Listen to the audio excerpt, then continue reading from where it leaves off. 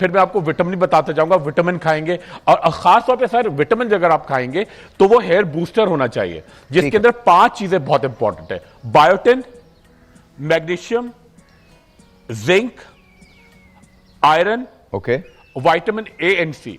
Antioxidant भी होगा और विटामिन बूस्टर ट्वाइस डे लें। आप देखिए 1 महीने में आपके बाल बड़े लस्ट्रस, बड़े हेल्दी, बड़े बाउंसी हो जाएंगे।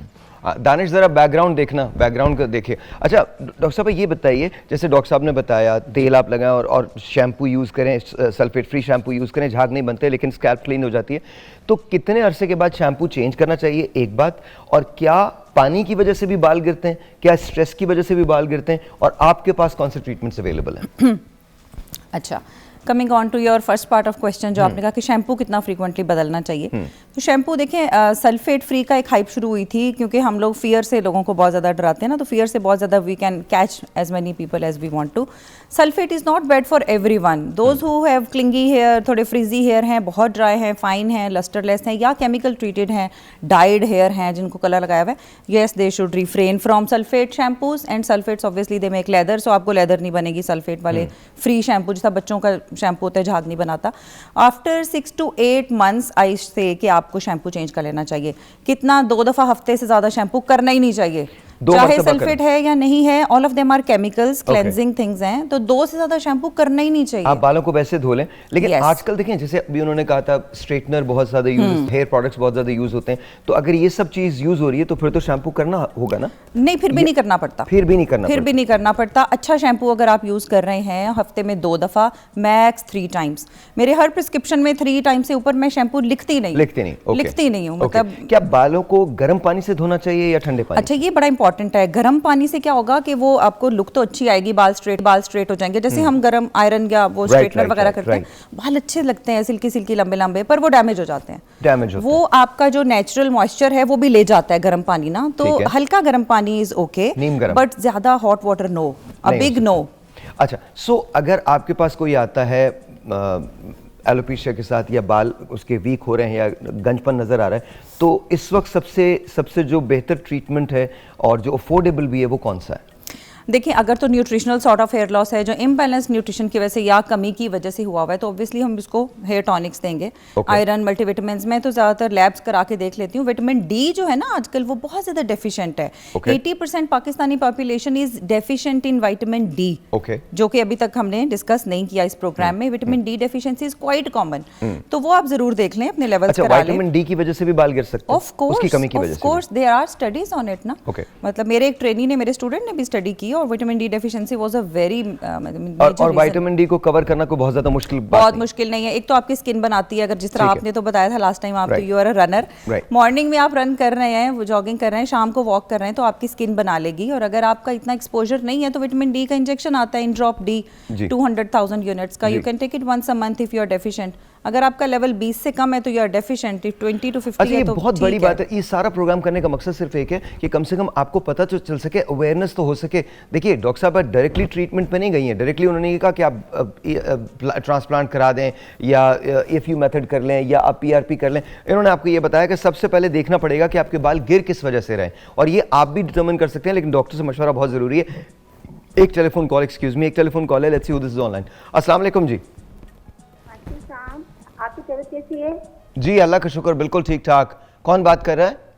मैं दुआ बात कर रही हूँ कराची से। जी दुआ, बताइए क्या कहना चाहती हैं? मैं एक तो आपसे बात करनी थी, मुझे आपको सॉरी कहना था। थैंक यू, बहुत शुक्रिया। और अल्लाह और आपकी दुआएं, अल्लाह ने आपको तंदुरुस्ती दे, बहुत शुक्रिया, जिंदगी दे, थैंक यू, और आपके साथ दिया। बहुत हाँ, मेरा मसला था कि मेरे बाल जो है ना बहुत हल्के हैं। बहुत हल्के हैं? हल्के से मुराद क्या है? आपके बाल बहुत गिर रहे हैं या गिर चुके हैं? गिरते भी हैं लेकिन हल्के बहुत ही हल्के हैं। मतलब अच्छा ठीक है, आपको किस तरह बताऊं? क्या उम्र क्या है आपकी? उम्र मेरी 40 साल। थैंक यू, बहुत बहुत शुक्रिया, दुआ, बहुत शुक्रिया। मैं डॉक्टर खुर्रम से और डॉक्टर आयशा से पूछूंगा कि अगर ज़्यादा हल्के हैं तो उसके लिए क्या किया जा सकता है, लेकिन ब्रेक के बाद विल टेक अ ब्रेक। कल मेरे पास कुछ बच्चे आए हुए थे जो फिजिक्स में जिन्होंने मेडल्स लिए हैं, और कल के वो जो 2 ब्रेक्स थे वो मेरी जिंदगी के यादगार तरीन ब्रेक्स वो हैं। मैंने आपका प्रोग्राम देखा। अच्छा, देखा, लाइव देखा कल। लाइव देखा था। Yes. Oh, thank you. वो बच्चे इतने एलजीएस की बच्ची, और वो तो कहती मैंने तुक्के मारे ना, मुझे इतनी हंसी आई the way you laughed on it, तो मैंने कहा वाह। नहीं, सीरियसली, बिकॉज मुझे लेकिन बाकी बच्चे माशाल्लाह सारे बहुत के सारे। ज़्यादा, बहुत ज़्यादा। अच्छा, मुझे खुशी इसलिए होती है because since I am actually finishing up my PhD, और मेरा जो सब्जेक्ट है दैट्स आल्सो एस्ट्रोफिजिक्स, तो मुझे बहुत खुशी हुई कि पाकिस्तान में एक्चुअली बहुत प्रोग्रेस है, बहुत प्रोग्रेस है। डॉक्टर जमीला फातिमा ज़ेर, अस्सलाम वालेकुम जी, कैसी हैं डॉक्टर साहबा? Thank you very much. Of course doctor Wajiha Zer, अस्सलाम वालेकुम जी, कैसी हैं आप? ठीक ठाक हैं, बहुत बहुत शुक्रिया। सो डॉक्टर साहबा, आपसे शुरू करता हूँ मैं। हम रीज़न जानना चाह रहे हैं कि बाल गिरते कैसे हैं, वो हमने बहुत सारा उस पर बात की। एग्जैक्टली। मुझे ये बताइए कि अब बाल गिरना शुरू हो गए, बाल हल्के हो गए। एक कॉलर ने कहा था, मैं चारों से राय लूँगा, अब उस हल्के बाल को घना कैसे किया जाए, क्या कर सकते हैं उसके लिए? जैसे कि मैंने पहले भी बताया था कि बहुत सारी चीज़ें होती हैं। पहले तो रूट लेवल पे हम उसकी कोई डेफिशिएंसी है, अगर कोई विटामिन या मिनरल्स की डेफिशिएंसी है, हम उसको केटर करते हैं और उसके बाद डिजीज़ को रूल आउट करते हैं।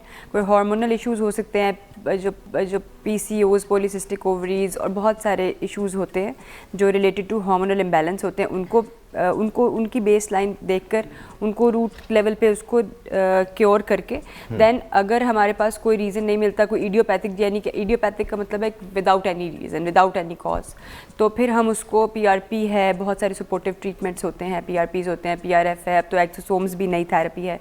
और अगर बिल्कुल हेयर फॉल हो चुका है तो फिर then we go towards hair transplant surgery. अगर किसी का चांद निकला हुआ तो फिर क्या किया जाए? तो फिर हम हेयर रिस्टोरेशन सर्जरी पे जाते हैं। फिर तो डेफिनेटली हम लोग हेयर ट्रांसप्लांट की तरफ ही जाएंगे। फिर अच्छा, तो लेकिन कोई और डॉक्टर साहब, ऑप्शन नहीं अगर आएगा। डोनर हेयर भी ना हो तो फिर क्या किया जाए? फिर डिफरेंट डोनर एरियाज होते हैं। सबसे पहले जो मेनली हमारा डोनर एरिया होता है वो back of the head area होता है। ठीक है। तो फर्स्टली हम लोग जो भी हमारे पास कैंडिडेट आता है हेयर ट्रांसप्लांट का, उसमें हम लोग देखते हैं कि डोनर एरिया कैसा है। Okay. तो फर्स्ट हमारा ट्रांसप्लांट का जो डोनर एरिया होता है वो back of the head area होता है। Okay. और अगर वो वीक है तो फिर हमारी सेकंड होता है कि हम लोग बेड के बाल यूज़ करें, और जो रिजल्ट्स होते हैं वो दोनों के ही बहुत बेटर होता है। सीरियसली? यस। अच्छा, मुझे लगता है कि बियर्ड के बाल कुछ थोड़े थिक होते हैं, बिल्कुल। Exactly. तो वो आप बिल्कुल ठीक आप कह रहे हैं, यूज कर सकते हैं। यूज़ कर सकता है, लेकिन ऑब्वियसली जो फिर हमारी अप्रोच ये होती है कि जो हम लोग जो हेयर लाइन होती है, बिकॉज ऑब्वियसली उसमें कोई एक फाइन लुक चाहिए होती है फ्रंट से, तो फिर हम लोग उसमें प्रेफरेंस ये रखते हैं कि जो हमारी फ्रंटल हेयर लाइन है वो donor area back of the head area से हो, और जो हमारा बेड एरिया है वो हम लोग फिलिंग में यूज़ कर लेते हैं। तो वो एक बहुत सी डेंस सी लुक क्रिएट करता है। ऑलराइट, एक telephone call, let's see who this is online. अस्सलाम वालेकुम जी। जी वालेकुम सलाम भाई। अस्सलाम। जी, आपका नाम मैम? मेरा नाम आसिया है। आसिया, कैसी हैं आप? ठीक है। को मैं ना डॉक्टर खुरम से बात करना चाहती थी। हाँ जी, बात कीजिए डॉक्टर खुरम से, सुन रहे हैं वो, बताइए। डॉक्टर खुरम, मेरी बेटी है 8 साल, उसके सर में ना बहुत ज्यादा डैंड्रफ है। डैंड्रफ है? डॉक्टर साहब इनको बहुत ज्यादा डैंड्रफ है क्या? कैसे जाएगी डैंड्रफ? बिल्कुल बिल्कुल बिल्कुल। और मैडम कहां से कॉल कर रही हैं? गुजरांवाला। गुजरांवाला, अच्छा मैडम, अब आपको क्या करना है, आपको मैं बड़ी ऑथेंटिक स्टोर बता रहा हूं और दवाएं पूरी बता रहा हूं, वो यूज करें और हमें 14 दिन में जरूर बताइएगा। देखिए, आपको क्या करना है, आप घंटा घर पे जाएंगी गुजरांवाला में, ठीक है, और वहां जो लाइन से बड़े बड़े स्टोर हैं, ठीक है, वहां जाके आप लेंगी एंटी फंगल गोली का नाम है ऑनमेड, ONAMED, 150 मिलीग्राम की। आप हफ्ते में 2 गोलियां खाएंगी, पूरा महीना यानी 8 गोलियां हो गई, ठीक है। पूरे हफ्ते में 2 गोलियां खाएंगी। और सर में क्या लगाना है आपको? सर में आप लेंगी बेटोवेट लोशन की एक शीशी लेंगी और उसके साथ ऐड करेंगी कैनाकॉम क्रीम, मिक्स करके एक प्याले में रख दें, अपने फ्रिज में रख दें, ठीक है। और रोजाना निकाला आपने उंगलियों से, अच्छी तरह पूरे सर में लगाया रोजाना, और आप रोजाना फिलहाल 15 दिन तक आप डेली सल्फेट फ्री शैम्पू से बाल धोएंगी, ठीक है। और थर्ड चीज बड़ी इंपॉर्टेंट है, आप सिर्फ और सिर्फ आप करेंगी जैतून के तेल से हफ्ते में 3 दफा मालिश। और मल्टीविटामिन में साहिर को मैं कहूंगा, साहिर आप तक पहुंचवाएंगे, ये 2 टाइम खाएंगी। अगर वो नहीं मिलती है तो गुजरांवाला में एक टैबलेट लेंगी मल्टी बायोंटा, हफ्ते में 2 दिन खाएंगी। और लकड़ी का कंगा ले लें, दूध पिया करें। और देखिए, आप इस तरह की पालक इस्तेमाल करें, ये देखिए जो लाल उसकी वेन्स नजर आती हैं, ये आप अगर आप इसको अच्छी तरह से सलाद में खाएंगी, 15 दिन में आपके पूरे स्किन, हेयर, नेल बड़े फ्रेश, तमाम मादनियात की जितनी कमी है बिल्कुल फिट